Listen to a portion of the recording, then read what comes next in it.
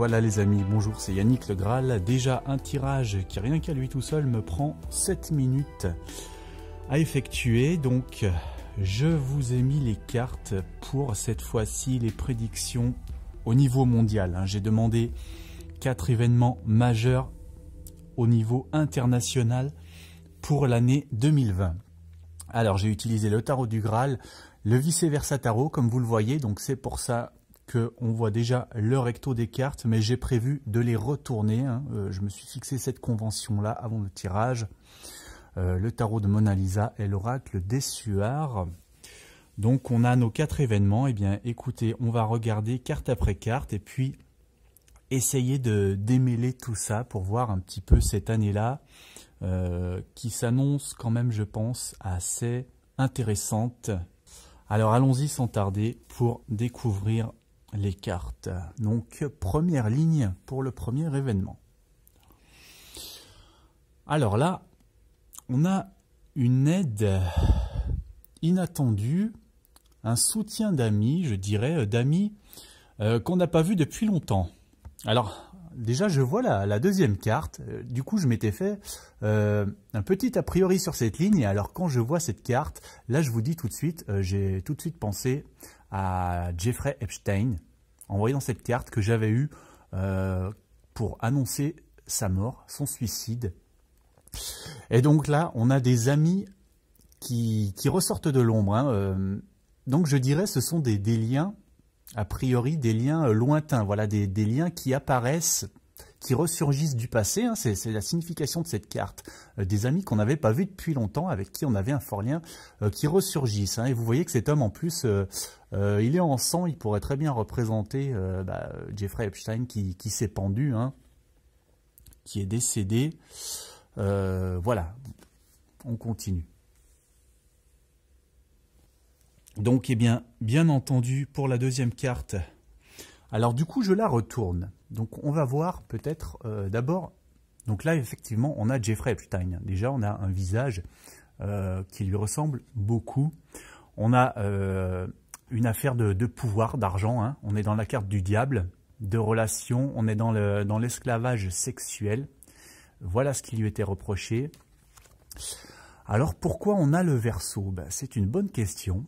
Le Verseau, ça peut être le point de vue des gens qui étaient cachés, si vous voulez. Epstein, qui cache d'autres personnes qui sont derrière lui. C'est un petit peu l'arbre qui cachait la forêt, quelque part. Il y a 5 bougies. Alors, pourquoi 5 bougies? Est-ce qu'on parle de 5 personnes? Est-ce qu'on parle d'un mois, le mois de mai? Est-ce que ça a même un sens, ces 5 bougies? Pourquoi est-ce que j'ai eu le recto? On a toujours une référence au satanisme ici, voilà, des pratiques occultes et maléfiques, voilà, des pratiques dans l'ombre.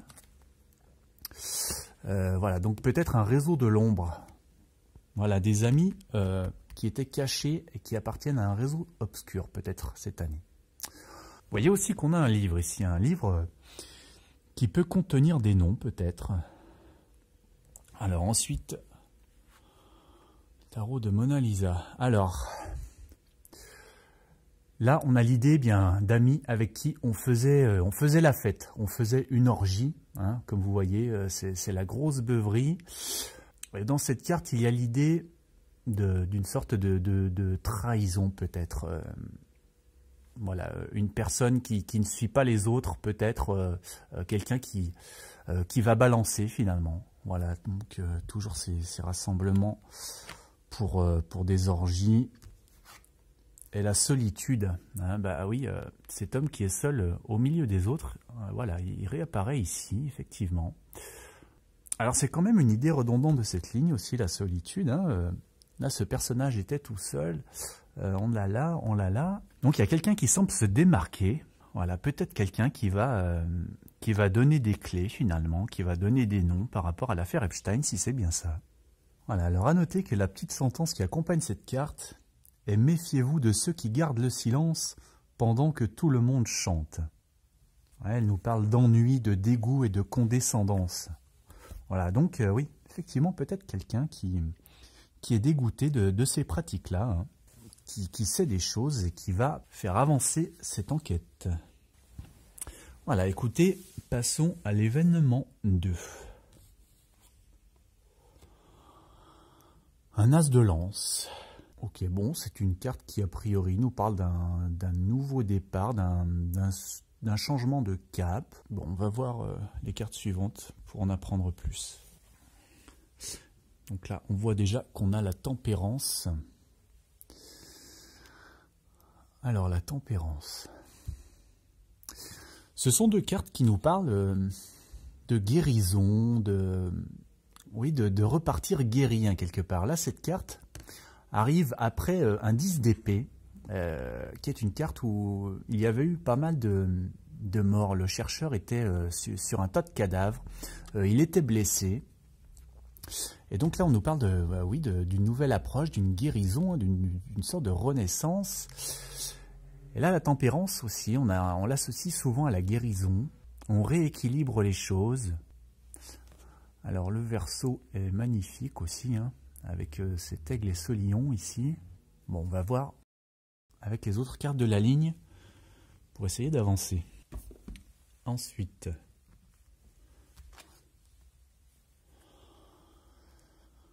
alors un 7 de bâton qui nous parle d'un conflit qui a touché sans distinction, voilà, une force qui s'est abattue sur tout le monde plutôt que sur une cible vraiment précise. Donc un conflit cette année. Et ensuite, on a une chute. On a une chute tout au bout. Je savais que les prédictions annuelles au niveau mondial seraient très compliquées à interpréter, donc ça se confirme. Alors pour cette ligne, j'ai quand même peut-être une autre interprétation, hein, puisque cette carte m'a déjà parlé du climat.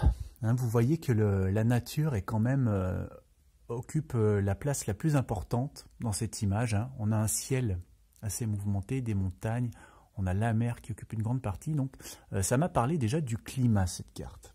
Donc je me demande si on n'est pas sur ce thème-là, sur quelque chose de naturel. Hein. Ici, cette carte nous parle des eaux encore. Hein. Vous voyez que la tempérance est une femme qui verse sans fin de l'eau dans une coupe. Elle est au bord de l'eau. Est-ce qu'on n'est pas sur quelque chose qui concerne peut-être les mers et les océans? Et là, qui frapperait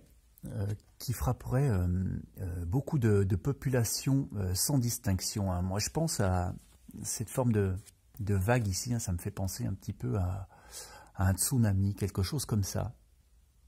Hein, d'avoir ici toute cette mer, là, cette eau converse, et puis on a les montagnes en arrière-plan pour trouver refuge. Là, on nous parle également de chercher un refuge. Hein. C'est pour ça qu'ici, on a cette femme qui protège un enfant. Et là, on a la chute. Hein. La chute, donc, c'est un accident, un dérapage. La chute, ça peut être la chute... Qu'est-ce qui pourrait provoquer un tsunami? Ce serait par exemple une chute d'une petite météorite dans l'océan, par exemple. Alors bon, là, j'émets des hypothèses. Hein. Encore une fois, c'est la première fois que je me livre aux exercices pour les prédictions annuelles. Donc, nous verrons bien. Ça pourrait peut-être bien être un accident concerné une catastrophe naturelle. Alors, passons à l'événement numéro 3.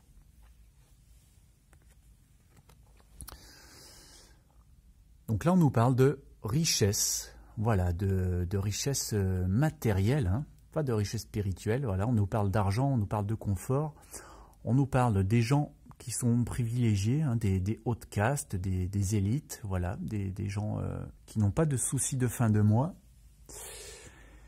Et là, on voit qu'on a un 7 d'épée, qui est la carte de la mauvaise action, du voleur, de quelque chose qui se cache dans l'ombre de pas très net, voilà, d'une action dont on n'a pas à être fier. Donc là, ça pourrait être quoi? Ça pourrait être peut-être un détournement d'argent ou s'accaparer de l'argent, voilà, quelque chose de cet ordre sur les deux premières cartes. Là, on est vraiment sur la malhonnêteté avec le 7 d'épée. Un chevalier de bâton. C'est quelqu'un qui a l'air de prendre rapidement la fuite, un petit peu en panique, hein, en emportant quelque chose sous le bras. Ouais, il y a comme un vent d'urgence, un vent de panique avec ce cavalier-là. Il ne tient plus vraiment la bride à son cheval. La situation a l'air de commencer à lui échapper. D'ailleurs, on retrouve aussi ce cheval qui ressemble fortement à la première carte, hein, comme vous le voyez. Et donc à la fin, on a la fatalité. Fatalité, donc quelque chose qui s'abat, qui sème le chaos. Et, hein, remarquez que dans la seconde carte, on a aussi une tête de mort, hein, ici, au pied de ce personnage. Donc a priori, cette action malhonnête aurait quand même des conséquences assez funestes, hein.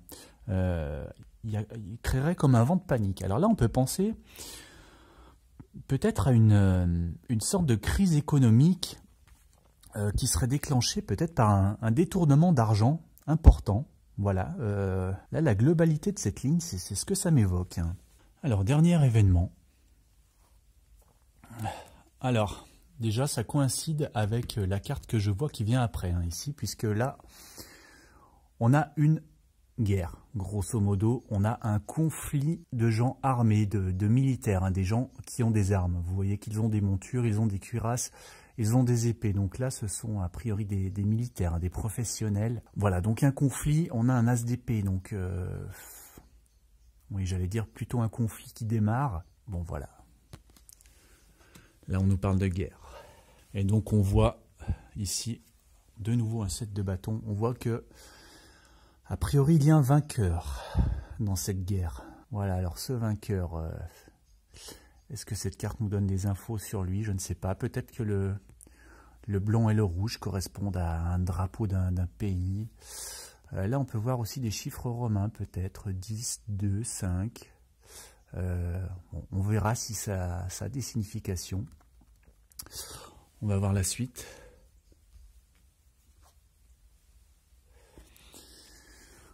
Alors, a priori, ce conflit, peut-être qu'il s'achève sur la mort d'un personnage important, peut-être d'un dirigeant, d'un chef d'État, d'un chef de guerre. En tout cas, là, il y a une haute personnalité qui décède oui, suite à ce conflit ou à l'issue de ce conflit.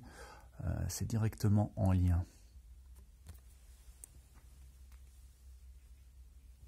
Peut-être même, est-ce le vainqueur du conflit qui décède ensuite? Je ne sais pas.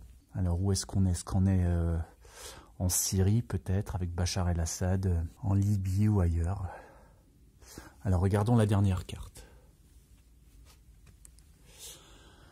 Une réussite. Réussite avec un cosmonaute. Alors, cette réussite, ça peut aussi être peut-être une référence à des armes chimiques, hein, puisque là, on a quelqu'un qui est dans une combinaison, comme pour se protéger justement de substances nocives à respirer, hein. Ça a déjà fonctionné comme ça, cette carte. Est-ce que ça pourrait être la cause du décès de ce personnage-là? Un décès par arme chimique, peut-être. Voilà, écoutez, pour l'instant, je ne m'aventurerai pas plus loin dans l'interprétation. On va retenir ces 4 hypothèses. Et puis on aura le fin mot de l'histoire concernant ce tirage. Voilà, merci d'aimer cette vidéo. Abonnez-vous pour mes prochaines prédictions. En attendant, je vous souhaite à tous le meilleur. À très bientôt.